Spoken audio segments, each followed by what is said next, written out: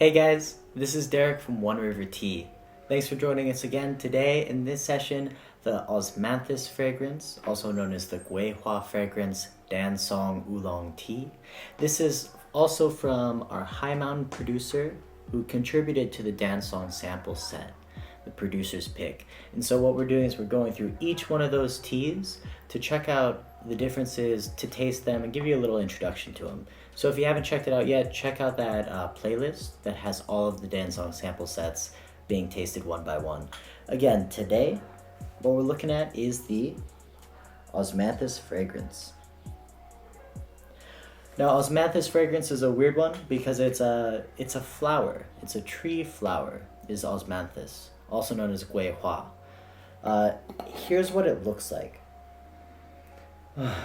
It has this amazing fragrance. It reminds me of kind of like orange juice and a really hoppy IPA. And so it has just this incredibly herbaceous aroma that's slightly citrus and very sweet. These tiny flowers, they bloom on the trees in China, in my city especially, here in the fall. Right now it's late October and we're nearing the end of their season. We only had a couple weeks of them blooming and it's just really beautiful. It factors into so much of Chinese history, Chinese poetry. The Guihua flower is just a really prominent part of their culture. And so it's really cool when we saw this varietal of Dancong because according to our big book of Dancong, OOLONGS, Guihua is its own varietal. Dancong is a very interesting tea with over 200 different varietals of tea. This is the Guihua fragrance, which is its own sect. So you'll have things like the Xiang fragrance, which is like the orchid and lily fragrance, and then you have a Lanshang, like the Xiang, the honey orchid. You have the Xiang. Those are all grouped into different sects. This one is in its own group entirely. This is called the Guihua Xiang, and according to the book, I think it's page 53, if that was right. It's named Guihua Xiang, not because of Guihua flowers being introduced in it at any point. I don't know if you can read it, but it says that it was named after this because when done properly, it naturally has the aroma of Guihua flowers without having any actual Guihuas in it. And so this is a really interesting comparison. What I'm going to do is I'm going to smell this Guihua and kind of look for this fragrance in the tea itself. So let me give you a look at the leaves. Again, this is from the Dancong sample set. So in the Dancong sample set, we have 6 different types of teas. All come in these tiny, like sealable 14-gram bags. This is how much 14 grams looks like. 14 grams of tea. So, as you can see, these leaves are a little thicker than some of the other kind of more slender teas that we're offering in this Dancong sample set. So, real quick, let me weigh this out. Dun dun dun. I want about 6 grams, maybe 7, because this Gaiwan is a relatively large Gaiwan. Fortunately, I've already heated up the Gaiwan. So, what we can do is just immediately add this to it. So, 7 grams. Having 14 grams in here means that you have about 2 7-gram sessions at your disposal. So, let's give that a try. Yeah, and look at these leaves are relatively large. Very beautiful though. Okay. Weighing done. Set the rest of the tea aside for another session later. I really like the idea of having another session because after you drink through all of these teas, maybe you find some that are a little similar, some that you want to try again. Kind of compare with each other. Of course, we offer all of these teas by themselves on the website as well, but this is a really good way for you to figure out what flavors you like.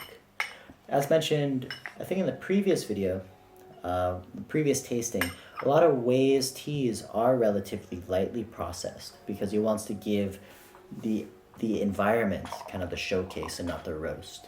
And so a lot of his teas kind of fly under the radar of a lot of people. So this is just the rinse. I'm going to do the rinse, then I'm going to hit it with boiling water. Ooh, wow. That is a really, really nice aroma of something both floral, slightly wood roasted, but not, the roast is definitely not the forefront of this tea. The forefront is that floral fragrance, but not the floral fragrance you would assume from like a Milan Xiang. This is its own unique thing. You have like citrus notes in it. You have less of that deep spiciness to it. Yeah, it's something very, very fresh. Something a little more floral than that spiciness you would get from like the Milan Xiang. Milan Xiang for me has a lot of like, what is it, brown sugar, a lot of cinnamon. This has a lot of, you know, the flowers, a little bit of citrus, a little bit of orangey zest to it. So that's really exciting to see. As you can see here, I have my standard setup. Guihua, Gongbei, I have the aroma cup, which I'm just passing everything through and just getting a feel for the empty cup before I actually get to the empty cup, which will be really nice. This is still the first infusions, the rinse, which I like to rinse the teas just because, you know, in the high mountains, that's how they do it. In the Phoenix Village, the producers will rinse their teas once, twice, sometimes even 3 times, which I find a little excessive. But at the same time, when you're drinking through a lot of teas, you want to cut right to the core of it. You want to know what you're drinking. Yeah, that roast is, not the roast, but the aroma is just maturing there. So this is the first real infusion. I'm going pretty fast here, just getting right into it. Okay, so the water is just off the boil. I'm going to do the first infusion. The first infusion will still be a little longer than the follow-up infusions, because once the teas wake up, once the leaves are super saturated, it starts exuding very, very quickly. All right, so the color here is, I would say, like a pale yellow and not quite a gold. We'll see if that kind of changes in the follow-up infusions. But hey, look, it's pretty reminiscent of that Guihua, huh? Let's see if I can actually show you the color of the Guihua and the color of the core. It's pretty close, huh? Cool. All right, so again, this is the first infusion. What I'm going to do, as has been my standard lately with this, is save some for the final infusion. This is the Huanhun Tang. This will not be drunk until after the rest of the tea has been drunk. This is kind of the idea of remember where you started during your session. Sometimes I drink teas for so long, by the end of it, it's just like very, very watered down, not a lot of impressiveness going on in the tea, and so that's why I like to remember why I started that tea, why I picked that tea, why I fell in love with it. So.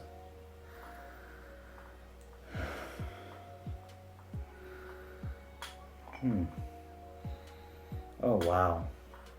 That almost has like a beanie, like a green bean smell to it. Really, really fascinating. This is beautiful.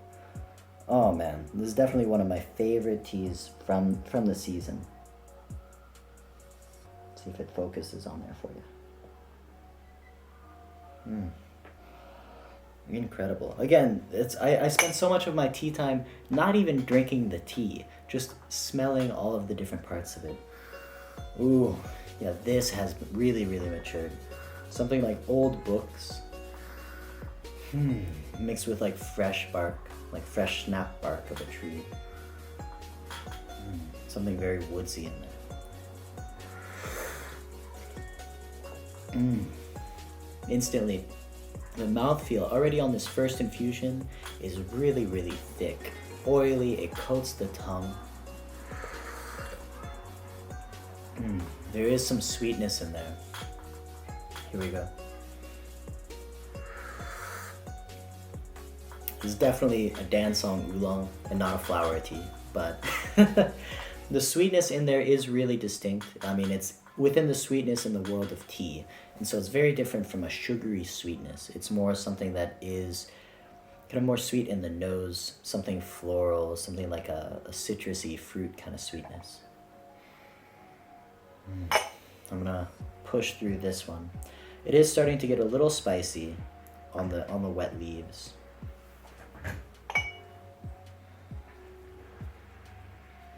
I've seen Guihua flowers added to different types of tea before. I have a really good Guihua Hongcha, a Guihua black tea made from the Fujian area. I think we'll include some of those in that odds and ends sale we're doing currently, just because I've never been to that farm, but the tea is really good. They say it's a wild black tea, and they mix in with these like dried Osmanthus flowers, and it turns out very, very nice. But at the same time, I'm a huge proponent for the purity of tea. I don't like tea that's been adulterated with other flavors. I don't like any additions to the tea. And so that Guihua Hongcha is about the furthest I'll go. I guess the Chen tea. I have this ancient tea from Paul, white tea. Some of his like pu'er, cooked pu'er, shou pu'er, mixed with the Chen pea. I think that's a really cool thing. We have a lot of other, if you give me one jump cut. This is another type of tea. I think this is kind of what inspired white tea to do that, because this is very popular in China. This is a dried orange peel. So a dried orange, and inside is cooked pu'er, shou pu'er. What you do is you just drop this entire sucker into the gaiwan and you brew on that. But it's a session, dude. It's a session and a half. Like, you could do 30 infusions of this and still start getting into it. And so it's really something you have to sit down for, be prepared for. But that's about old orange peel, and Guihua flowers are about the furthest I'll go with the inclusion of other things into the tea. I've seen the Guihua flowers added to Dragonwell Dancong tea, or Dragonwell Longjing tea. Let's see. And still the first infusion. Ooh, when it's, wow. Okay, it's getting really buttery as it cools down. So I'm really excited about that first infusion, that later infusion we'll drink. This is what I love about teas, because not only like the temperature affects it, but the brew, the length of time you brew it, the temperature of the water, the temperature of the tea itself. Again, this one was roasted, this Osmanthus Fragrance was roasted back in the spring. And so it's been sitting for a few months now. And so this is kind of right at the prime drinking time. If we wait any longer, the roast will kind of subside and start melding. Okay, I just smelled the lid. Got something very peppery. I mentioned like baking spices a lot in this Dancong tasting, because that's usually for me the closest I can get to that very particular strong aroma and fragrance of the teas is with these cooking spices.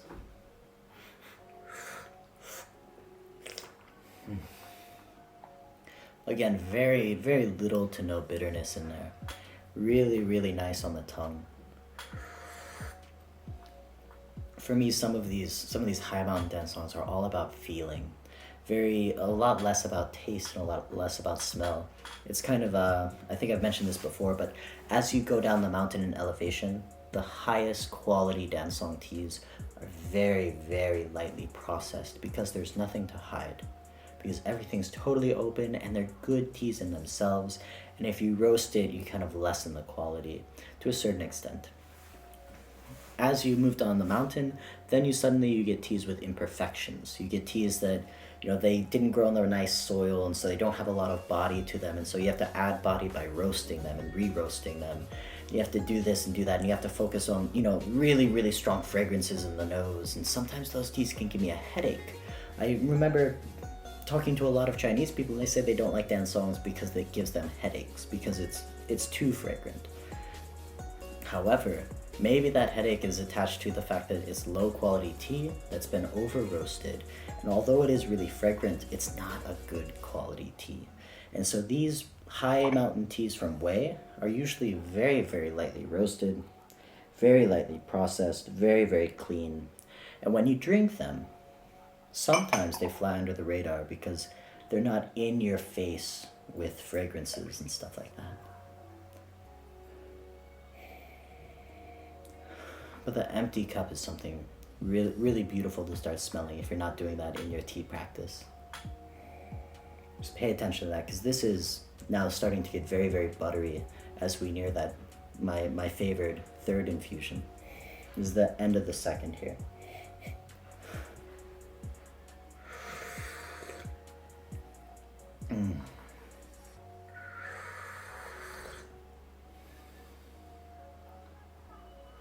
Yeah, it's getting more and more buttery, thicker in the mouth,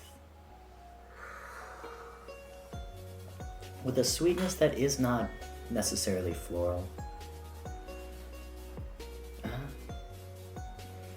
I'm starting to get a little bit of that. Again, this not so much citrusy, but this IPA kind of hoppiness to it. That's kind of what I'm getting from this. Oh, and the Huigan is hitting me pretty deep. Again, what I'm going to do is I'm going to boil the water, because Wei always has me brew the tea at boiling water when I drink tea with him. This is a good tea. Oh my god, I'm so happy with this. Yeah.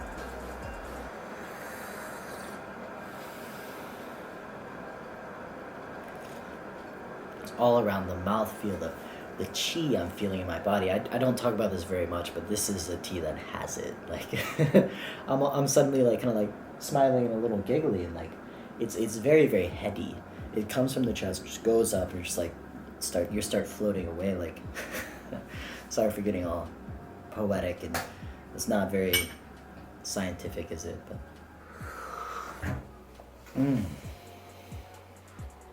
okay. Water just off the boil again. This is the third infusion, and this is how far I go in the tea tastings, because the third infusion really for me is when the soul of the tea is exposed and laid bare. And you get further out there, like this tea I could probably push for, 7, 8, 9 infusions and still get really thick cups. After about 9 infusions, it'll start to dissipate, and that's why you have that Huang Hun Tang. That's why you have that first infusion, to remember where you started, what the tea was like when you first started. Again, this is the Guihua, the Osmanthus Fragrance. Here are the thicker leaves, larger leaves than that Xiang, but the Guihua fragrance. I did let that go a little long, so it is a little darker. But again, this is the last infusion I'm going to get here. I've seen very little bitterness to this tea, and so I kind of wanted to see what it would do if I added a little more time to it. Again, the aroma is now just pure gold, like melted gold, and really, really clean. There's not a lot of particulates coming through it. If you see any smudges, that's probably more my glass guy Wan or glass GONGFU than anything. Yeah, so here we'll go.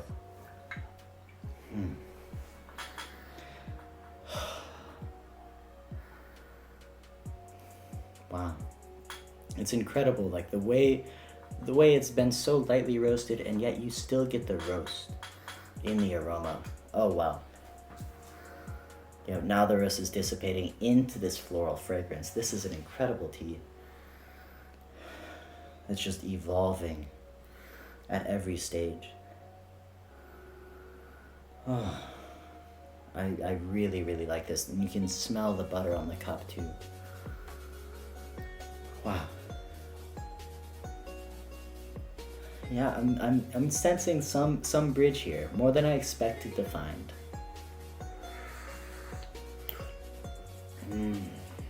Okay, pushed a little long like that. There is the propensity towards astringency, a little dryness on the tongue. I pushed it a little too long, I think, there. But again, what I'm after is that energy, because it is hitting me hard. And I kind of really wanted to see where it would go. Yeah, that Huigan is really, really thick and strong. It's like really soft in the mouth, and then as soon as I swallow, it slows down in the throat.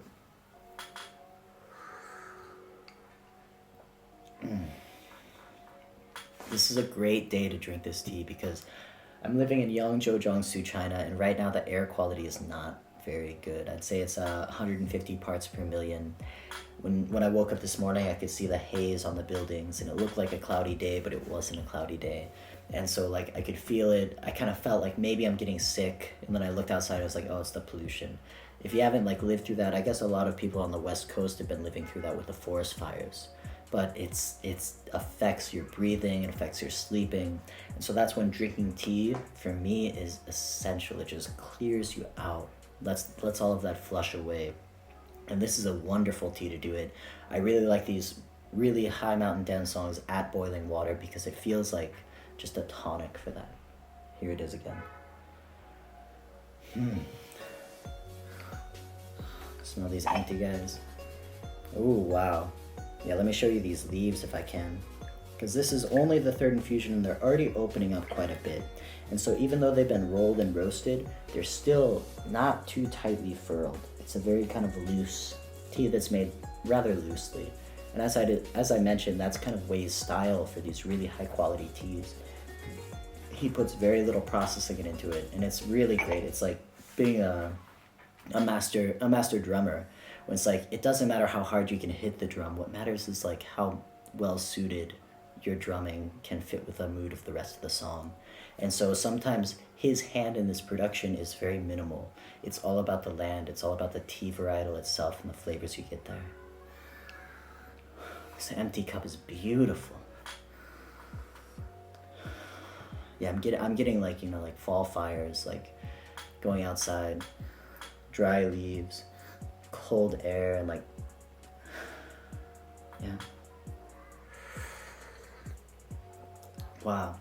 Yeah, this tea has really woken me up. I'm starting to sweat in like the back of my neck and stuff. Wow, really, really thick in the mouth still. And yeah, it does remind me of a tree flower. So it's a little less floral than like, you know, a really strong lily or something like that, or an orchid. It's more something like a little woodsy, a little sweet, a little citrusy, like, you know, a peach or orange flower, sorry.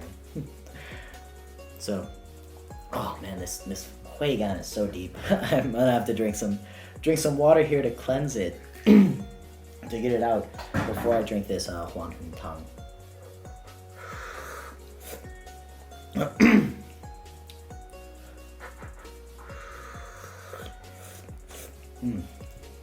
Okay, now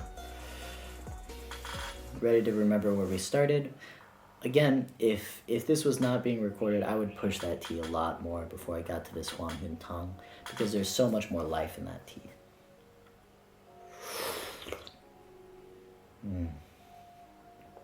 Yeah, honestly, I can see why they rinse it twice, because this tea is nothing like the tea I was just drinking. This tea is not even close to the core of the tea. This is still the roast. This is still that charcoal bake coming off of the tea leaves. The tea's still opening up.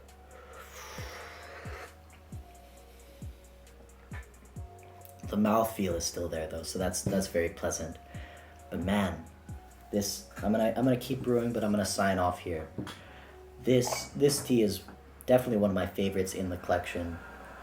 This Guihua flower, these flowers are some of my favorite flowers in China, and I'm really happy to have been able to find this tea, because I love tea, I love dancong, I love these flowers. I used to pick these flowers back when I first came to China, because I would be biking around at night and I'd get this huge whiff of fragrance, and I'd look up and there's a tree covered in these flowers, and I was like, oh, I want to pick those, dry those, and make tea, right? And so I remember picking them, stuffing them in my pockets and stuff like that, and I hear a little kid. So she was just like, Mama can, 那个人偷花, which is like, Mom, look, that guy's stealing flowers. And I like looked around and I'm like, am I not supposed to? And I'm like, I guess maybe I'm not. I remember hearing, I told my tea master that story, and he was like, well, the flowers are for everyone, right? When you start taking the flowers for yourself, you're denying other people the pleasure of smelling the flowers, which is just a hugely like China communist kind of idea, where it's like, what is private property worth when it diminishes the public property, and that kind of idea of like equality and sharing the resources and stuff like that. But again, I've always been fascinated by these Guihua flowers. I have a friend who does Guihua and Osmanthus publishing house. Maybe I can link that in the video underneath here. But he lives in China as well and is doing a lot of publishing under the name of Osmanthus. And so it is really just a poetic kind of name, a poetic flower, and just a really lovely Dancong tea. So thanks for joining us on this session. I'll see you guys next time. This is Derek, signing off.